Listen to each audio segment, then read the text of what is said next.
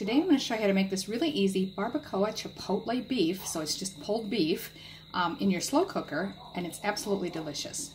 Okay, so what you're going to need is 3 pounds of a chuck roast. Now that's also known as a blade roast. 3 pounds is about 1.4 kilos.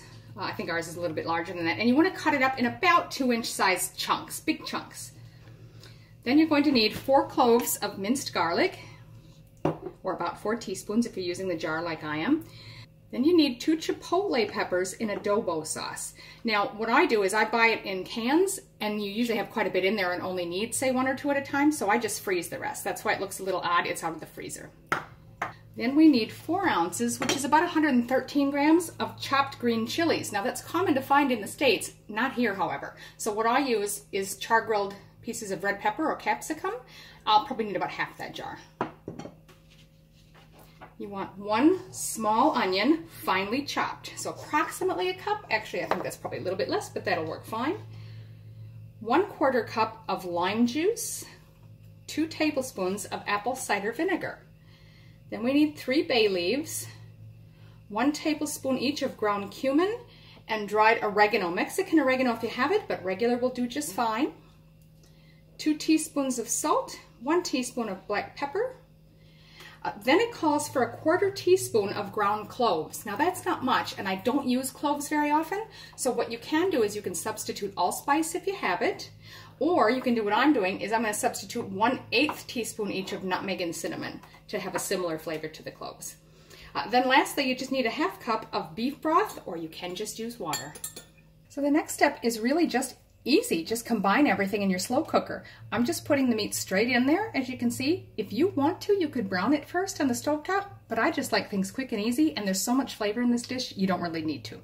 So I'm just going to go ahead and put that in there, and then start adding everything in. There's the garlic,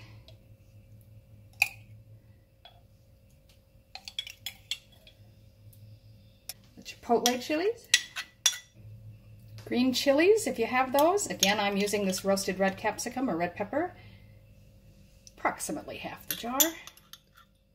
You can chop them up smaller, but really I think they're just going to disintegrate in here anyway, so it shouldn't matter. Next is the onion, lime juice, apple cider vinegar,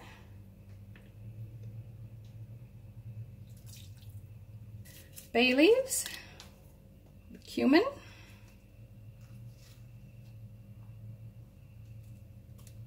oregano, salt, pepper, and then your cloves or whatever substitute you're using. So again, for me that's going to be a little bit of cinnamon, or half cinnamon and half nutmeg.